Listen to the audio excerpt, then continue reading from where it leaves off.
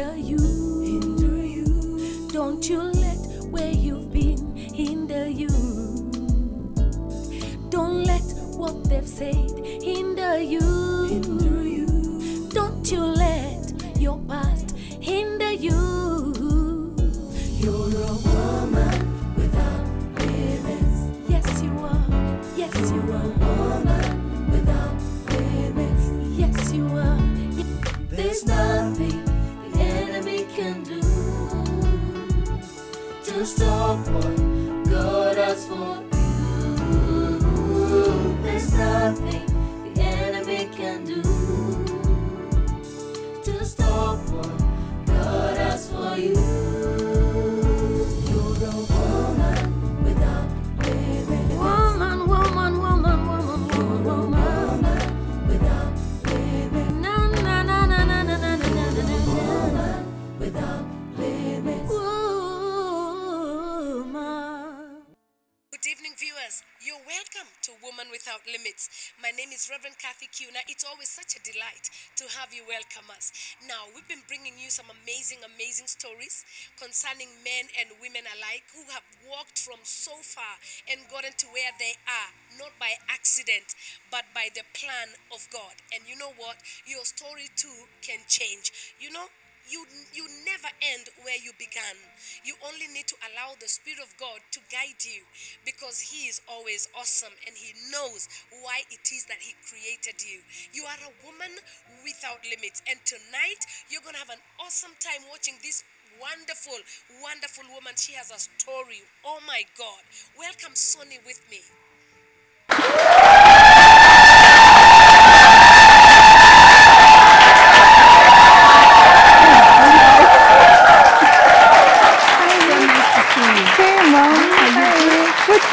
As for the hair, what is it? Hey, Gender stylist. Nice. Thank you. Talk to me after this. Yes.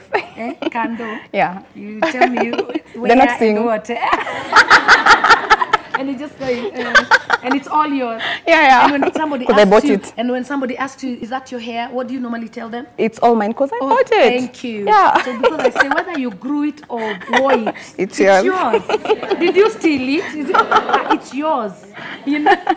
Yeah. So that's wonderful. It's so wonderful to see you again. Same, Mom. I have known you for many years. Many years. We started off from the time you were a little girl. Yeah. Not even married yet. Yes. You know, and God has brought you a mighty long way. Yeah. Now we need you to tell us what brought about Scars to Stars. What even is that?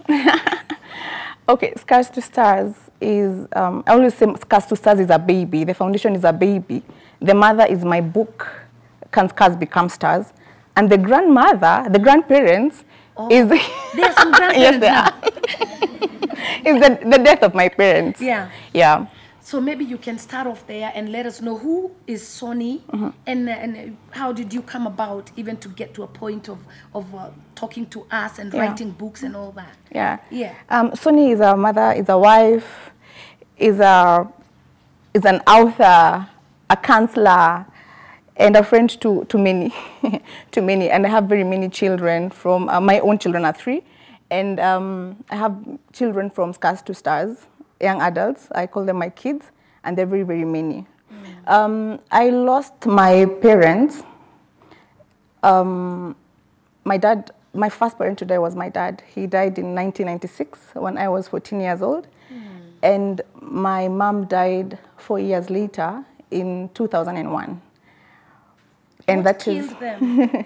They both died of HIV and AIDS. Wow. Yeah. When you were 14? When my dad, when I was 14. But and your then, mom, you were 18? Yes. Yeah. When my dad died, I was actually going to do my exams, my mock. It was in July.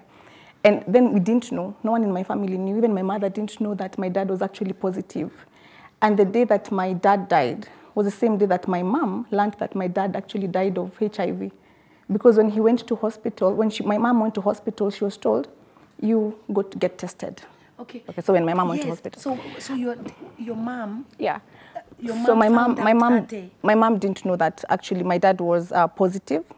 My dad had been sick. I remember since 1993, we used to take my dad to the dispensary for the TB injections. So he got TB like 2 times, but nobody knew. Did he know? We don't know. He will tell us one day in heaven. Okay. Oh my God. Yeah. Yeah. So all that time he used to go and have the jab, the TB jabs, but we never knew. And my mom didn't even suspect anything.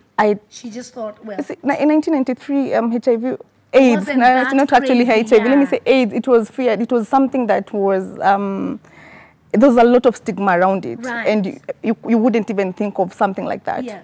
So in 1996, when my dad died, I remember we had taken him to hospital, to Kenyatta Hospital, and those days they used to tell you, go back with your patient. We can't treat him, let him go and get well at home. But when my mom was given back my dad, she didn't come home with my dad. They decided to go to a nursing home somewhere in Huruma. And he stayed there, I think, for about 2 weeks. And I think a week. And that's where he died from. And the day that he died, my mom was told by the nurses, go get tested. And she was like, why am I getting tested? And I'm fine. Yeah. Yeah. And she was told, your husband died of AIDS. And it really depressed my mother. It depressed her. I always remember how she came and sat outside. She didn't tell us anything. She just stopped us from going to see Dad. But now she was I think she was confused. She didn't even know what to mourn for. I mean, what to. Yeah, like should I wake him up and ask him what a few exactly questions? all those questions? Yeah. And I think all those questions really tormented her, because she became a bit of a different woman. She became lonely. She became depressed, withdrawn. Angry? Yeah, bitter, very bitter. Yeah. She became so withdrawn. But now, after she shared with my elder sister. My elder sister had been my mom's confidant. And when my elder sister found out, then they decided to go and get tested. And you know what? The first test turned out to be negative. Your mom's? Yes. Wow. And it was celebration. Right. I mean, they were excited. That time we didn't know. Yeah. They were so excited. And my mom was a servant of God. She was a preacher. She was a singer. She was, I mean, everything that a woman, you know those women who, when you have a wedding, you can't have it without her. She's the one who will cut the cake, you know. She's the one who you have to, I mean, you have to have her sing for your daughter. You know, she was just all those things and more. She was the life of the party. Yeah. So my mom was like, I knew God would not allow this to happen to me because I have served him faithfully and all that. Then she decided, after 3 weeks, let me go back and get tested. Because she was advised to come back, I think after 6 weeks. She said, no, I'm going to go back after 3 weeks. So when she went back, now she was told it's positive. Now, what do you mean? You know, they had seen it's negative, and then now, 2 weeks later, yeah, they said it's positive. Oh. They said it's positive, and now that one devastated my mother. Yeah. Now from her story, she was telling us that she went to the day she was told it was positive. She went to Uhuru Park, lied there. You know those people that lie there. Sometimes some have just gone there because they're so depressed. So she lied there. And she normally, she used to say that the parking boys that she used to help a lot. And sometimes she'll even come with street kids at home. They're the ones who woke her up at night and took her to the bus stop. Those days there were buses. So they took her to the bus stop, and she went all the way to, I am born and bred in Bahati. And those days there were number 37s that used to pass through Bahati all the way to Dandora. And it was far. And she went all the way to Dandora. She was so confused. She came back at around 10 at home. She didn't even know where to alight. So it was, it was devastating for her. It traumatized her. Yeah. So she came back home, and now she was so withdrawn. She would just sit there by herself, lie on the seat for like the whole day. That time, we don't know. Then when I cleared class 8, now my dad had died, yeah? I was not to go to Form 1 because we didn't have money. My elder sister was in Form 3. My other sister was in Form 2 and was supposed to join Form 1. So I remember my mom called me and told me, you're going to take an year before you go back to school. Just allow me and don't stress me. And I told her, Like, just be quiet. Don't ask questions. don't ask questions. Don't stress me, Yeah. because if you stress me, I mean, I'm going to die. Just don't Yeah. stress me. So just give Like, me, it's give me. like in simple terms, Yeah. she was just lamenting. Yeah. Like, I'm already going through so much. Yeah. So please don't. Yeah. So just give me this year. Don't push me on going to secondary school. Just give me this 1 year, and you're going to go like the following year. Let me panga myself. So I remember that time I had known God for a long time. You know, when I was I was born in a Christian family, and I was born through my parents, my mom, not my dad, my mom. I was born again through my mom. Okay. And but when I was 11, I had known God for myself, and I started praying and praying. And so when I was told that I was not going to go to Form 1, we were 3 friends. We used to pray a lot together. 3 11-year-olds. Yeah, now 13. We were now 13. Yeah. When I was in class 8, we fasted for 3 days with my 3 friends. Actually, Gina is one of them. We were 3. We used to pray a lot together. Yeah. So we used to pray a lot, and we fasted, the 3 of us, for 3 good days for my secondary school. And So you told them the scenario. yeah, we were prayer partners, like for real. We used to seek mean you had God partners at totally. 13? Yeah. Father, help us. We had our Some of you don't our have Sunday partners school. today. Yeah. Sunday school is important. We had been molded so well, and we just knew God. And so we prayed, the 3 of us.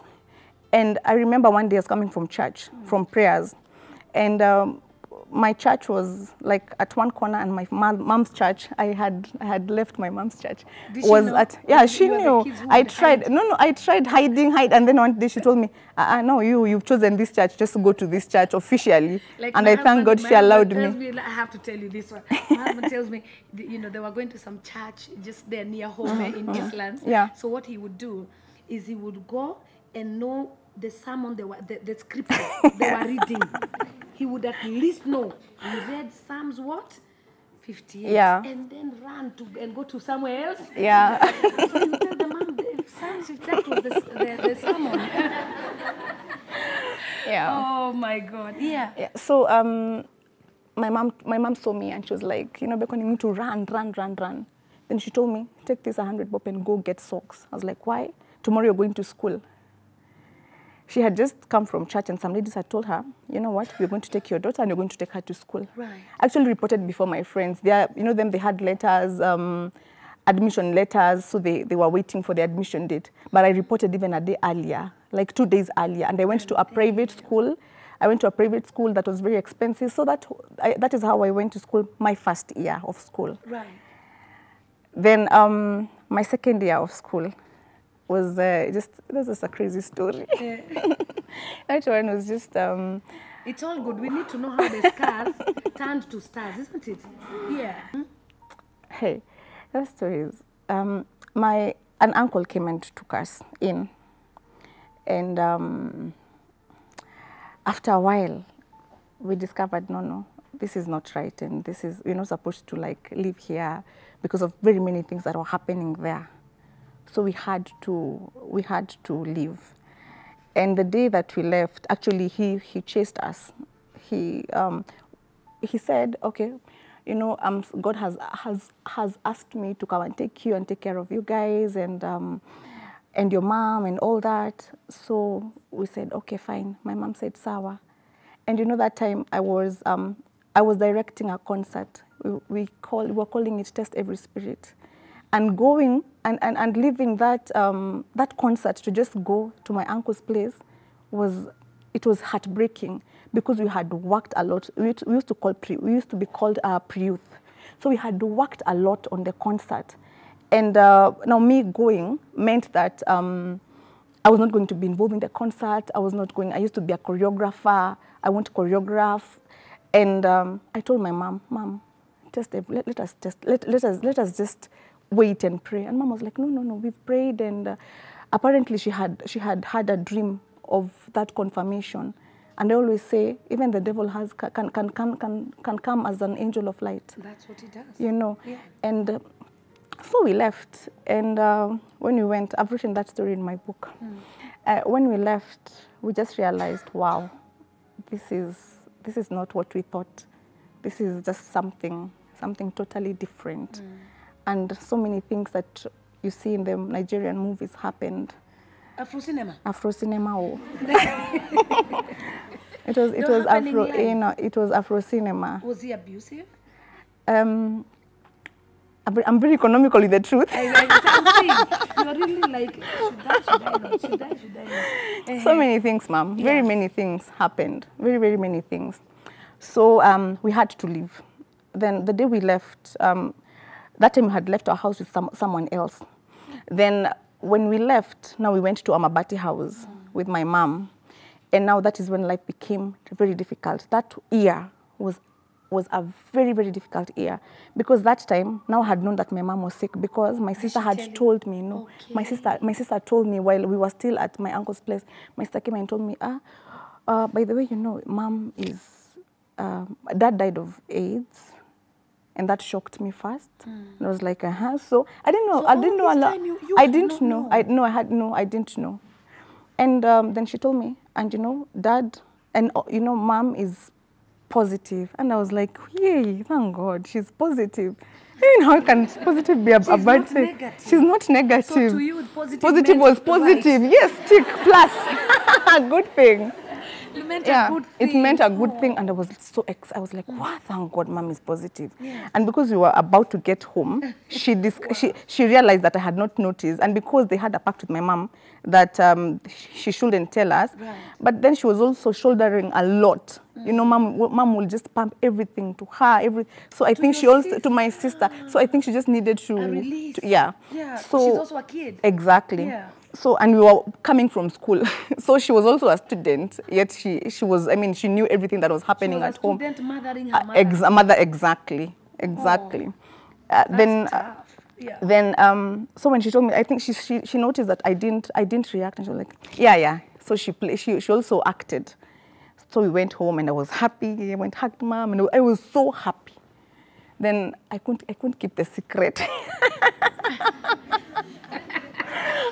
I couldn't keep the secret. So when my sister went, I went and told my other sister. We are 4. I'm the third born. So I told the So I told the second born. I told her, you know what? Dad died of AIDS, and she was like, what? And now that one, she does not know how to handle. She does not, and it happened if it was Aibu.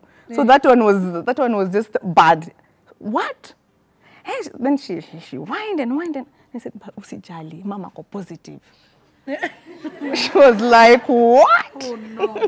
Oh no. And that, I was like, yeah, imagine mama ko positive. And she was like, and now that is now when help. She was like, oh, reality hit. Now she knows what she knows what positive is. I did not know what positive is. So I mean, I'm telling her because I know it's a good story. And she's like, what? Mom is positive. And she starts crying, and I'm like, mom is, then she tells me, positive inamaanisha hivi. Oh. Then she gives me a lesson. Negative is this and positive is this. Right. And your world, it crumbled. It just, my world crumbled. Then so you didn't mention anything to your mom? no. You just let her be? Yeah. Was she still withdrawn and laid back? Yeah. Was she still sad? More, actually, that time she was more sad because she'd been like isolated from everybody else. Now we were in a new environment. She'd left the church that she used to go to. It was just a new environment. It was new everything. So now this one was, she was lonely. You know, you can withdraw, but now again you can be lonely. She was withdrawn, but she was also very lonely. She had been in this place that she had never been before. She was a people person. Now she couldn't visit anybody. She couldn't be visited. She wasn't living like in her own house, you know. And so while we were, now fast forward again to now when we were asked to leave the house, we went to Uthiru. When we went to Uthiru, now life was really tough. Mom didn't have a job. She'd quit her job. When we were going to put up with my uncles, and she started digging to get to feed us. And that time she was so frail. She was, you know, just. It had like already. Yeah, I think because of stress, it was now. It was blown. No, not full blown. And that's one thing that I really thank God for. So I remember one time, I didn't know what my mom used to do. I knew she would sometimes wash clothes. And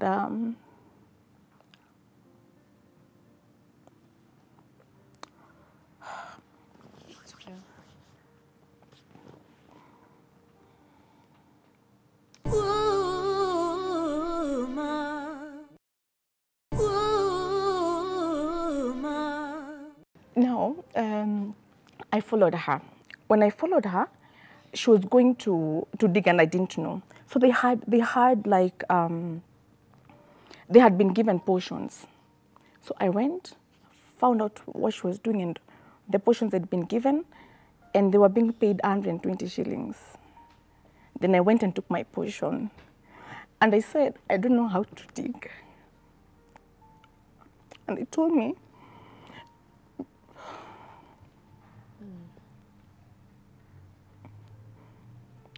we're going to pay you 70 shillings. So I said, it's fine. I don't think, I've never shared that story. Like, I think I've only written it in my book. And I didn't realize what it meant. So I said, okay, fine. They said, we're going to pay you 70 shillings. I said, okay. Then I went, and it was actually my first time. It was my first time. Then when people were going, I left with them. And because I had followed my mom, I would follow her, and when she looks back, like, I would try and hide. Because I hadn't known the place they used to go and dig. So coming back, I joined her, and she was like, where were you? I told her, I've been digging like you. And she told me, she asked me, why did you come to dig? I said, because I wanted us to eat chapati.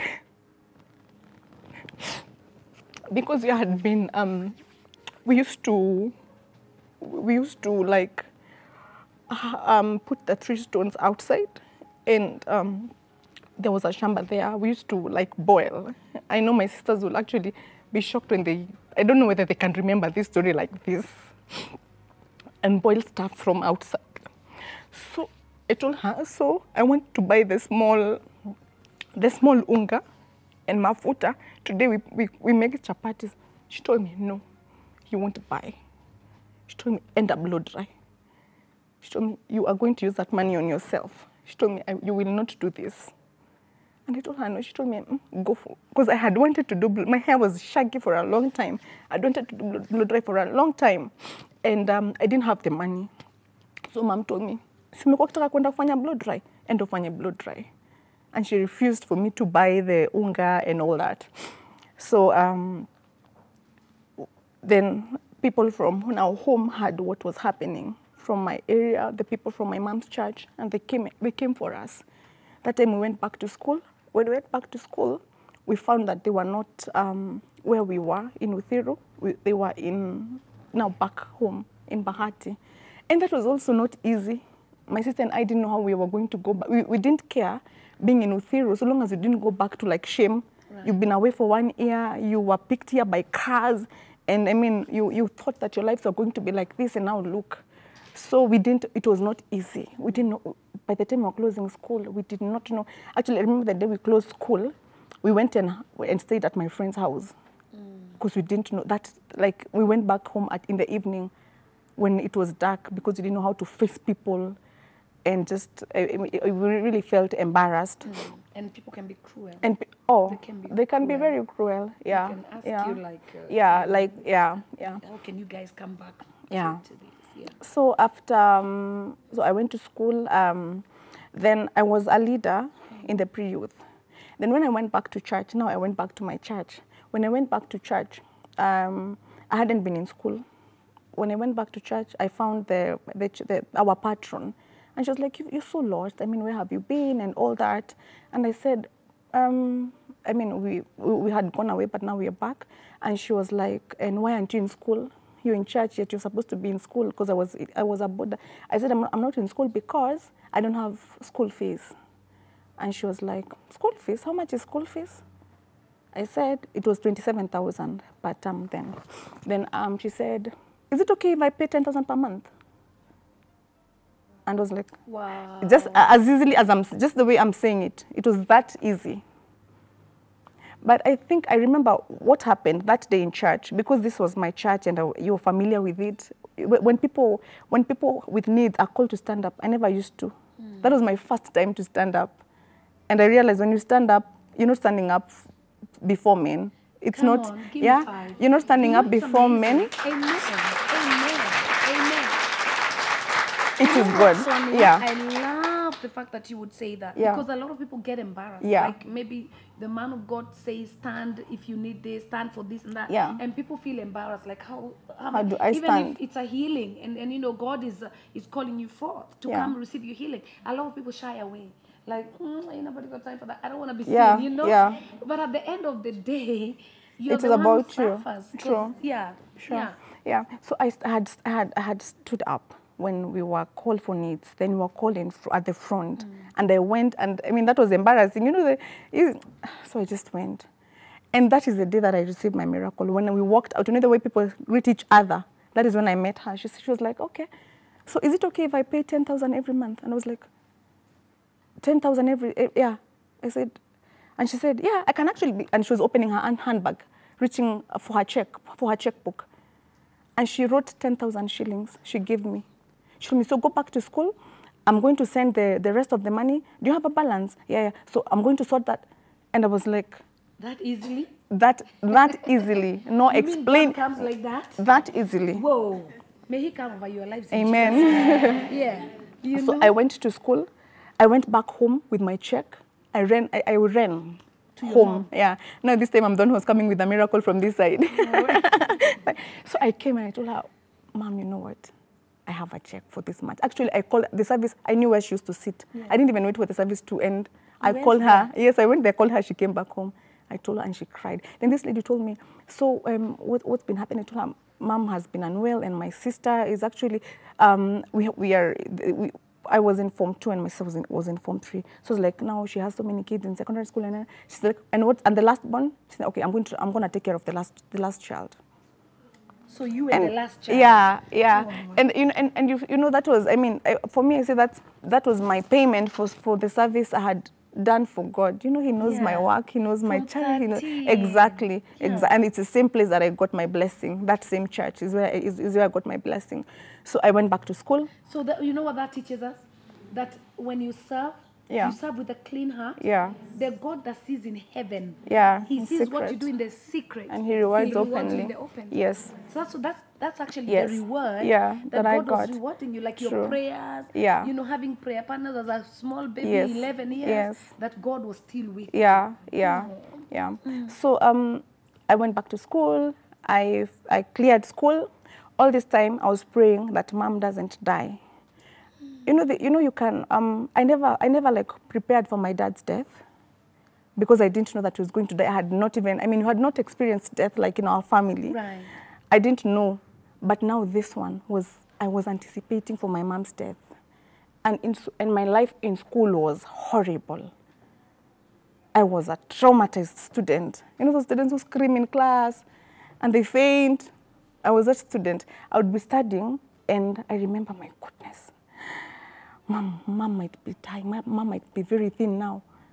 And I will just zoom out and start screaming and faint in class and be carried to the dormitory and be carried to the matron and be carried. And it was very hard. And then the worst thing was when, because that time they were really trying to educate people on HIV and AIDS, they will bring these movies in school and they would show all the stages of, and they don't know that they're showing someone Who's mad? yeah. So they would just take me through those stages. And I remember that one time we were in the laboratory and I was watching and I saw this lady, actually she resembles my mother. And then, you know, she was bones and she was being lifted up. I think everyone knows that clip. She was being lifted up and she couldn't, And I said, oh my goodness. Like, that's I don't know how, this is where my mother is going to. Then you see those wounds, you see, and they show you, you know, every stage, graphics. So I said, oh God, this is what my mother is going to go through. And that day, I was like, do I storm out of this laboratory? And I was crying on the inside. Then I didn't want anybody to know. Then I just stormed out. And I went fainted in the field, somewhere in there. I just collapsed. And I remember that day, I think I stayed in that state for so long. I was taken to the dormitory, the matron came, they couldn't find anything. So then I thank God, because when I think about all the things that my mother didn't go through, it's a reason for me to thank God. Because now I'm in school and I'm thinking, every time I see someone drive in the waiting bay, that's where we used, I'm thinking, goodness, they've come for me. Because that is what used to happen. When you see someone is called from class and you know, okay. Then when they go, you're told, hey, by this so-and-so went because the mother died, the father died. And every time I would see a car pull in, I would say, goodness, now this is my turn. Today is my turn. And I used to pray that mom doesn't die when I'm in school, because my dad died when I was in class 8. It really affected me. And now, by the time I was in Form 4, my mom was sick. And I used to pray, God, just don't allow my mom to die. Then now, in 2000... Does your mother, right now, at that time, know that you know? Yeah, she does. Now she knows you know? Yeah, she does. I don't know how. She knows, she talks to us. Sometimes she says some things and you're like, don't talk like this. And that time, now she started having like sports. The same things that my dad had. They had the same family, you know, theirs was from the same family, so they had the same, you know, symptoms are different in different people. Right. So she had this very many spots, and now she started wearing long sleeves, and she couldn't wear anything short. So it was an open secret. Then she started talking about it. She would tell women. That's why I'm very vocal about it, and that's why I don't shy from talking about it, because she was talking about it a lot. Oh, she would tell Yes, she would. Yes, she would. Like to be precautious? Yes, she would. She would even talk to men, like be faithful to your women. She used to talk a lot. Now she started talking a lot. Then she had started writing something, and in my book I say it's my mother's dream. She had started writing a book. Hey. It didn't materialize, but she started writing a book about her, what she was going through. And actually a few things, like her story when she was young, what happened, I got it from her book. She'd written the way her mom had died. You know, her mom died when she was 15. So she'd written how she was hit by a car. So she had written about how the mom died and how she didn't find out until after 3 months, because the mom when she was hit, people didn't know where she was, because she was in city mortuary for a long time, and people hadn't known that there was an accident. And actually she was hit when she was going to see my mom get her firstborn. In Pumwani, my mom had given birth to my sister, and so the mom was going to see her. Then she was hit by a car and she died. So like stories like those ones, I got them from her book. She'd started like moing, and she was saying, hey, I'm going to release a book one day. I'm going to release a book. She kept saying that? She kept saying that. And you released it? And I released a book, and and you know what? Now we need to cry, eh? This is where we need to cry a bit. Oh. And another thing that she had done, she used to sing a lot. And I regret, because I used to discourage her. When I would come from school, she would put for me her cassettes. And she told me, I was like, Mom, sasa hiyo ni nini serious? Leta kutoibisha. You know, and I really discouraged her. And at one point, I found she had done 12 songs. I've looked for those songs. I would have done them in that Kikuyu that she had done them in. But I've never found it. So, yeah. So she really wanted to do all that. Right. But now something interesting that happened when I was in Form 4. It was in August. After the August holidays, I went back to school. September, October, I couldn't stay in school. I told my principal, I was very responsible, so I could tell my principal, I really want to go home. If you don't allow me to go home, then I won't concentrate. Just give me this weekend to go home, then I'll come back and focus, because I don't know how my mom is doing. I don't know. Sometimes she would really try and write letters, but sometimes you're not sure whether she had written them earlier and piled them, and now she's sending them. Then I told her, let me go home. Yeah. And she allowed me to go. So when I went home, I found my mom. and she had her friend called Mama Tony. So they were there, and I went home, and my mom was like, umekuja kufanya nini? You know, now I didn't have school fees issues, so I wasn't being asked to go home for school fees. Right. I told her, I just came to see you. I was feeling uncomfortable, and I needed to come and see you. So she said, okay, sawa. So we had a talk, and that day, my mother told me a lot of things. She told me, you know what, I won't live to do the things that I wanted to do. I wanted to sing, I wanted to preach, I wanted to write, I wanted to do so many things. And she went into a big box that she had and removed a poster. You know those posters that preachers have put picture? She told me, I had never seen it. She told me, ndio mimi hapa nimekuwa kwa poster, I was preaching in a certain crusade. She showed me everything. And she told me, and I want you to do all the things. She was with that friend, and I was telling her, that friend, tell her to stop talking like that. And the friend would tell me, actually she reminds me to date. She would tell me, hapana, wacha tuwe, sikiliza tu vile anakuambia. I don't know what kind of talk they had been having. So she told me, everything that I did not do, you will do. Jesus. Hey.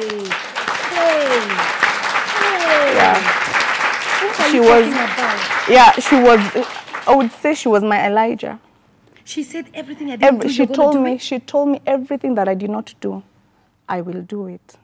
You will do it. I wanted to sing, I wanted to write, I was preaching. My mother taught me how to pray. She taught me how to wake up at 3. She taught me how to go for morning glory. Everything I know about God, she taught me. And she knew that I loved God so much. And she taught me, she would lead me, through example. She didn't have to tell me, do this and this. I saw her the way she used to wake up early to pray. I saw the way she used to go to church to pray very early in the morning, and I followed after her. Yeah. Oh. And I always say she didn't leave money, but the legacy she left for us, God. The legacy, that's the greatest inheritance that we had from her. You know. My God. Because some things are bigger than money. I know. They're bigger than money. Yeah. Honestly. Yeah. Imagine being left with God. Yeah. And the things of God. And the things of God. This is the way you pray. That's the best inheritance. This is the way you read the word. That's the inheritance. That's the best inheritance that you can leave for your children. It's good to have an inheritance because it's a command from, but this is just an awesome inheritance. Right. So that was in October. Then I went back to school, came back, finished school in November. But not before I finished school. My sister and I were, we were in the same school. She was a year ahead of me. So when she was in Form 4, I was in Form 3. So when she finished Form 4, we were so happy because now, as much as I was being paid for school fees, shopping was an issue. You know, getting pads was an issue. Hello. Yeah? They say, hello, pot. This is kettle. That means you've also gone through it. You're talking to the choir. Exactly. Yeah, so it was just, so my sisters were so happy. My sisters were like, sasa tutakusupport. Hii mwaka yako ya Form 4, you're going to enjoy. And they promised me we were going to do everything. And because my sister, the one we were in the same school with, knew how we were suffering in school, she told me, hii mwaka uta enjoy. And I was like, yay. So Form 4, I went back to school. Then news came that some exams had been cancelled. And you know me, you're saying news came and I'm just, So news came that some people had wives. And we were, we were like cancelled. This whole school was cancelled because I think it was a big thing for the school and to the school. And I was just praying. I knew, for sure, that my sister would not be there. That one I knew my sister would not be there. When this God would mix me up with Job. Yeah. Like when I'm Job, I just knew that would not happen. Right. So I stayed in school. Then my principal came for me. Then they'd gotten for me a counselor who used to come to school. Then the counselor comes and picks me. And I go to her place. I always call her mom. She was very good to me. I go to her place in Embu. And that is where she goes to break the news. She tells me, your sister is amongst the people whose exams were cancelled. And I'm like, so I stayed there for like 3 days. Then I asked her, and how is my mom? Then they had organized how my mom was going to be called, and we talked. And then I went back to school. My sister was called back to school. She came with her braids. You know the way you're going back to a school, palumetoka. Yeah. You have to shine. She came with her long braids. She came with her long braids, and she was dressed smartly. Yeah. She came, and actually she'd started working. That November, she'd gotten a job as a nursery school teacher. So she came back to school, and now she was told, you are amongst the people whose exams has been cancelled. With all her braids. With all her braids. Looking all hot and ready. Oh my God. Wow. And they spoke to her, and my sister was, I just like the way she took it. Actually, they cut the braids from down. Her choice. She said, I won't even go back home. My sister is here. She has uniform, a set of uniform. I'll just stay here. She didn't go back to school. And she didn't go back home. She didn't go back to school. She stayed in school. Right. She didn't go back home. Yeah. So I just gave her a set of uniform, and we just then we were helped to do a little, some shopping, and she stayed in school. And she had to stay the whole year? The whole year, yeah. What? The whole year. So what had actually happened, the invigilator had come and asked, if you'd gone to the toilet, stand up. So all the people that had gone to the washrooms, they found something for it was a history paper. They found Gitonga Mwakenya. They found a Mwakenya in the toilet, and so they said if you'd gone to the toilet, and the truth is, and I mean even the students knew, my sister had given her paper, and then gone to the washrooms, then gone back to the examination room. But now when they were told if you stepped out, stand up, then 8 people had wise. So that is how my 4th year was. We finished together with my sister. So because we finished together with my sister, and people didn't, actually my mom had to sell something very precious to her to now take care of my sister's ear. 1 year. Yeah. 1 year.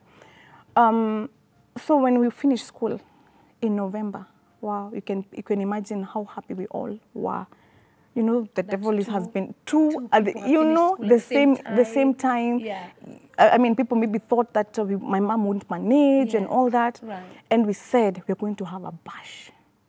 We said we are going to have a bash. And we planned, my mom said, lazima tufanye prayers. We have to have prayers. We're going to put a tent outside here.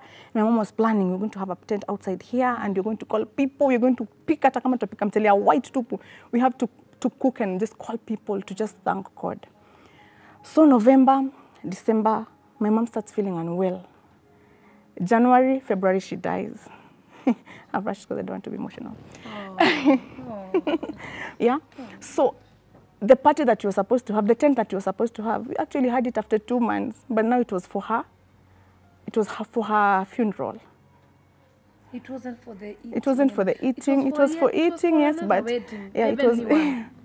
Yeah. So yeah, so she died in February 2001, just 2 months after finishing school. So by the time we were, actually our results were coming, I didn't even have someone to tell, you know, like to celebrate my results with. Like, you just called and told, and I tell my sisters, nimepata, and period. Had you passed? Had you done well? I had done well. I mean, I had a C. Yeah, it was. I mean, given the circumstances. Yes. Not that I'm not bright. Under the circumstances. Yeah, please, yeah. I mean, I would have gotten an A. Yeah. So I had done well. I can't complain. So how did her death affect you?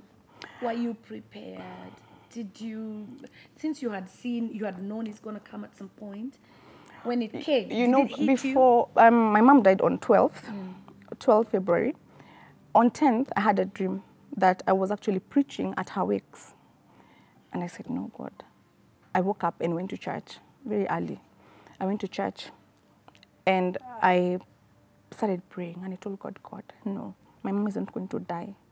And I said, God, you added 15 years to Hezekiah, and I want you to add my mom those years. And the following day, I went early. I told my sister that I need to go to talk to my mom. We used to go like together. That day, I went alone. I didn't want my sister to see me talk to my mom. So I went early, and I told my mom, you're going to be healed. Now, that was 11th. I told my mom, you're going to be healed. If God added Hezekiah 11 years, you two are going to be healed. 15 years, yeah. So she was lying like this. Then I spoke to her and she turned, she faced this side. Then I came round the bed. Then she turned like this, like she didn't want to hear. She didn't want to. And I turned to, I tell her, Mom, you're going to, and then we used to, every time that you would leave the hospital, we used to tell her, Mom, you healed. Oh, because she was in hospital. She was in hospital, yeah, so I would tell her, Mom, you healed, and she would say, by his stripes I'm healed. That was how we used to end the evening, So I would tell her, Mom, you healed. We would all tell her, Mom, you healed, and then she would say, by his stripes I'm healed. That was the chorus every single day. And this day she didn't say. I told her, Mom, you healed. She just turned like this, and she shook her head. And I went outside, and I started crying. And I cried, and I knew like she deteriorated in her health. Yeah, because if you didn't know that she was positive, you wouldn't have known. I think that's one thing that I really thank God for, because I didn't want my mom to go through all those stages. I didn't want her to be bony and have wounds and all that. She didn't go through. If you didn't know, you wouldn't know. But she was like not eating. Then she wasn't taking drugs orally. She was being given through IV. And so on 12th we left her. That morning I left. Then we went in the afternoon. Then in the evening we were all of us together with my siblings. Actually, even we used to stay there, all of us together the whole time. We would wait for after lunch. We would go back. We would either go for lunch if we had money for lunch, or just lie on those grasses and now wait. Then we would go back in the evening. So that day when we went, we found her lying down, and her eyes were open. And she wasn't like moving. But I smiled because it was a very peaceful. It was a very, very peaceful state. She was in a very, very peaceful state. So her eyes weren't moving. She was just there, looking altogether lovely. So we went to the nurse, and we were like, I mean, why is she in that state? They said, oh no, because today we've started giving her drugs orally. We actually want to start orally because you're going to go with home with her like tomorrow. We said, oh, all right. So like 2 days before, my mom. Is she talking? She's not talking. Now that time she's, she's just, so they said, they give the explanation that it's because of the oral drugs that they had started giving her. And they said tomorrow she's going to start therapy, so you guys actually should come early so that you can prepare her for therapy, and now we see how she's going to perform, and then you can go back home with her. Right. So when we went home with my sister, we decided, let's go to the salon. Because my mom was so stressed. We thought she's been so stressed because she's been asking us, oh, mnakula nini? Your hairs look bad. And we said, we're going to make out. We're going to. That's why your hair. You decided it will never look bad. Yeah. So we went to the salon. We made our hair. We took a set, nywele. We looked very nice. Then we found another lady. We had been with her the previous night. At the hospital. We found her at the church gate. Then she called us and said, before you go to church, you come and see the pastor. He wants to go with you. Then we said, sawa. Then we prepared quickly and went. So on our way out, the pastor said, wait. And then they were keeping us so much. We said, we're going to go. Then said, okay, come and wait in the office. So that evening, the 11th, the day we'd left, we stayed there, and the nurses would come and say, mtu asifukuze hawa wasichana, let them stay until whatever time they want to stay. And we left there at 7. The watchman didn't ask us out. We just stayed there until 7. And from Kenyatta Hospital in the bus to home, we came singing. We loved, my mom, we used to sing in the house completely. So we came singing. We came singing all the way. We didn't even care who was in the bus. I don't know, we were just happy. We were so happy with this lady. And this lady was saying, when she went home, she felt this is not usual. How can these children come singing all the way? And then she felt like the state that my mom was in wasn't fine. So she'd gone to the hospital very early in the morning. Then that day, when we were told to go out, now when our time to go came, I walked out, and when I got to the door, I went back and kissed my mom. It was the first time I'd kissed her. I kissed her, And I kissed Ever? her. Ever. Eh. We never used to kiss our mothers. But today, because we have known better, today, we never even used to say, I love you. You know, those things. I don't know why those parents were like that. Ours were not. They were not. I don't know where ours had grown up from. Oh my God. I mean, no, I love you. It's Yeah. just, no, nothing. Just know No, it. please, yeah. The things I do, you should just explain. Yeah. Yeah. So I kissed Wow. her. I kissed her, then I left. So now in the morning, so we went to the pastor's office, and now the pastor says, "Oh, how did you leave your mom yesterday?" We're like, "Oh, she was fine. We're actually going to go for, because she's going to have therapy today. Then we're supposed to come back with her. She's doing very well." And then he broke the news. He said, "Your mom, you know those ones. They said, your mom, the Lord loved your mom so much, and she went to be with him." I'm thinking, oh, God, seriously, we love her as well. And it was, and the first thing, I just looked at my sister and I told my sister, what? We are now orphans. That was the first thing that hit me. I feared being an orphan. That was the, The hardest time. yeah.